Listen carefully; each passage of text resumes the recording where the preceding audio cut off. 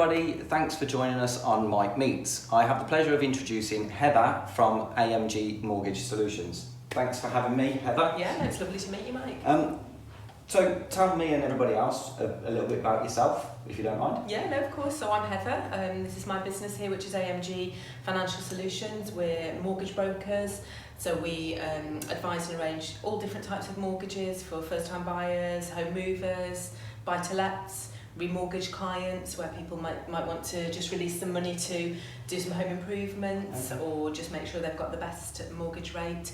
And we also help clients to protect their mortgage and their family against, death and illness and that kind of thing. Oh wow, okay. So how long have you actually been here? Because we're obviously in near the centre of Stafford here. So how long have you actually been in these premises here? So we moved into these premises 2 weeks before lockdown, which was all a little bit difficult and a bit scary. But before that, so we've been here for 18 months, but obviously we worked from home for quite a while.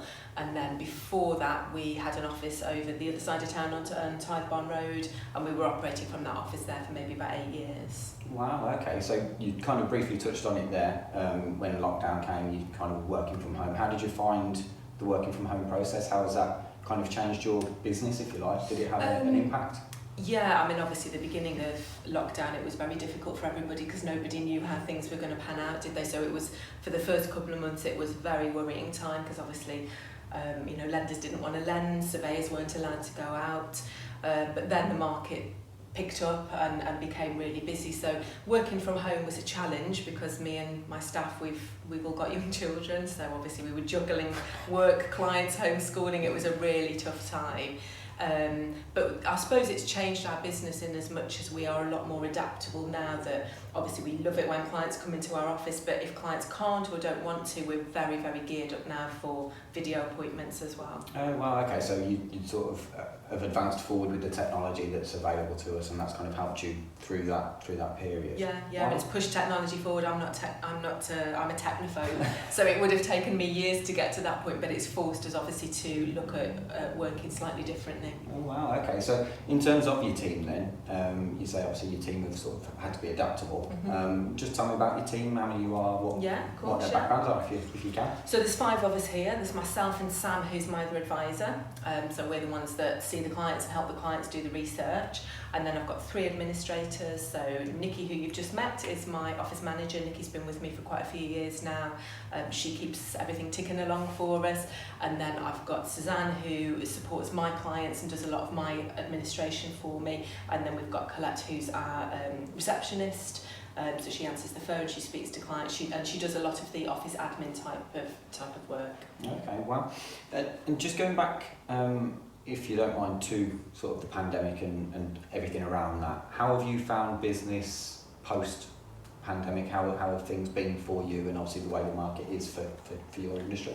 Well, the market's quite crazy, isn't it, right now? Yeah. So we got very, very busy, and probably would it have been maybe June last year, and we've been very, very busy since. Wow, okay. Because the market's really strong, isn't it? And a lot of people are moving, and I think also what I've noticed as well is a lot of people have spent a lot more time at home, so people now value things differently, I think, and I think people value their home as their place, their safe place. Yeah. So we're seeing a lot of people who don't want to move, but want to do some home improvements, so they want to release some money to do, convert their garage to an office or create an extra bedroom. Okay, yeah. So a lot of people are moving because they've decided that their house is just too small. Yeah. So a lot of people are moving, but out of the people that are not moving, a lot of people are doing home improvements as well. Wow, okay, so would you be able to put a sort of percentage on what you feel that split between those that are trying to do renovations and improvements to those that are looking to move would be for yourselves? I mean, out of our clients, I'd probably say it's maybe a 60-40 split, 60% moving, 40% remortgaging and doing home improvements, or even just remortgaging to get the best rate. The fixed rates and stuff are so low at the moment. Yeah, it's like a war going on, isn't there, at the moment? Yeah, so. But yeah, a lot of people still are obviously always going to move. We've got first-time buyers back in the market now, which is great with the 95% mortgages. There's a lot of new builds going on around Stafford, aren't there, which is good for the general market, I suppose. Yeah. So with that percentage being around about 60-40, would you say that's kind of because it's quite almost quite level, isn't it, in terms of what people are doing. Has that noticeably changed more recently then, would you say? Did it used to be a lot more of a deficit, or? Probably not, because a lot of our client base are loyal clients who we've dealt with for years, so obviously maybe that's a bit skewed because they come back to us anyway when their deal comes to an end. Yeah. So it's probably our client database that we've had for years that come back every 2 or every 5 years when a fixed rate ends. That's why we tend to deal with a lot of remortgage clients as well. Okay, so yeah. I picked up there that you've obviously got quite a lot of loyal clients, so presumably that's based from the service that you and your team would deliver. Is that where you see yourselves sort of in the market, as somebody that delivers on exceptional service? Yeah, I'd like to think so, because we've got, we're very top heavy with admin support versus advisor support, and that was a deliberate choice on my part, because we really like to engage with the clients and just really help them through the process. So we've got a lot of administration support to just be able to keep in touch with the clients, answer the questions, and just make sure that the process is as smooth as possible. So because of that, I suppose, most people that come to see us do end up becoming clients, and then most people that become clients are clients for a long time, not just transactional. They stay clients, so they might buy the house and then review their mortgage every few years with us. Well, which is good that you're seeing kind of repeat business come from those clients, isn't it? So obviously we mentioned about the 95% mortgage available to first-time buyers. What other services or incentives are there at the moment for sort of buyers, whether that's first-time buyers or people that are looking to remortgage? Is there anything out there that's driving people to a certain rate or lender or anything like that at all? Well, because we're independent, we can use whichever lender's got the best rates, but also the best criteria, because not everybody fits every lender. So, but rates at the moment, I mean, I've been doing this for 20 years, I've never seen rates as low as they are now. Oh, wow. So, with a decent sized deposit, people can fix their mortgage at less than 1% for 5 years. So it's a really cheap time to buy, but by having a 5-year fixed rate, it does give people that security of helping them to budget, so that they know that their payment's not going to go up. So if their circumstances don't change and they know they can afford their mortgage, it gives them that peace of mind of knowing for 5 years, while the world maybe calms down and becomes a bit more normal again, that they're going to be all right and they can afford the mortgage. Wow, okay. No, that's fantastic. So what tips would you give to somebody that's looking to purchase property and they're looking to get a mortgage? What tips are there out there for somebody to become what we would class as mortgage ready? I think there's probably 3 bits of advice that I would give anybody. The first bit of advice would be get advice early. We love it when people come to us and they say, we're thinking of buying in 6 to 12 months. Brilliant, because they need that, then they can get advice early in the process. The second thing I would say is, obviously, deposit is really important. So yes, there's some good deals with a 5% deposit, but the bigger deposit you've got, the better deals you're going to get and the better fixed rates. And then the third thing I would say is protect your credit rating, because all lenders will credit score, and any little blips, even if it's like a missed payment on a credit card, can actually have a really negative effect. So I would say when you're thinking about wanting to get a mortgage, make sure that you protect your credit rating and get advice early in the process.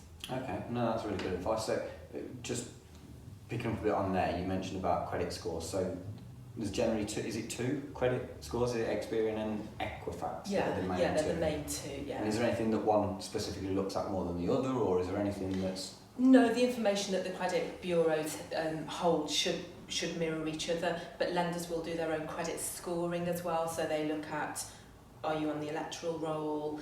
How many jobs have you had in the last few years? How many addresses have you had? So they'll look at the credit agencies as well, but they'll do their own internal credit scores, which is why any missed payments on anything can have a really negative impact. So there's lots of different factors that add up to having a good credit score. Okay, no, that's great.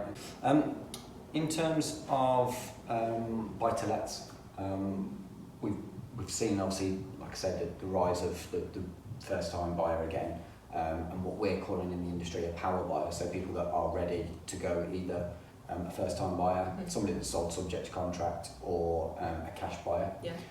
So in terms of buy-to-lets, what's sort of out there at the moment for sort of people that are looking to either start a portfolio or add to a portfolio and that kind of thing?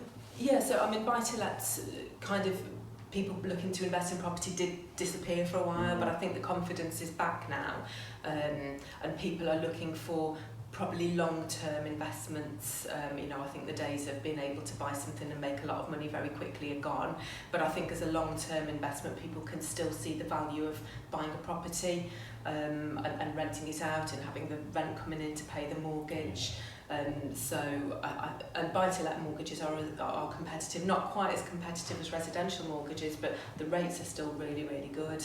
And the yields are good because the rental market's busy, isn't it? Yeah, so I was going to say, so it's more about the yield that people are getting rather than the quick sort of turnaround on the house price, so to speak. Yeah, exactly, yeah. And, you know, in Stafford, a lot of people are looking to rent and always will. Not everybody wants to buy. So from a rental point of view, I think if you've got a decent property and you maintain it well and you're a good landlord, you're never going to have a shortage of tenants looking to rent from you. Yeah, no, that's a great point, that is.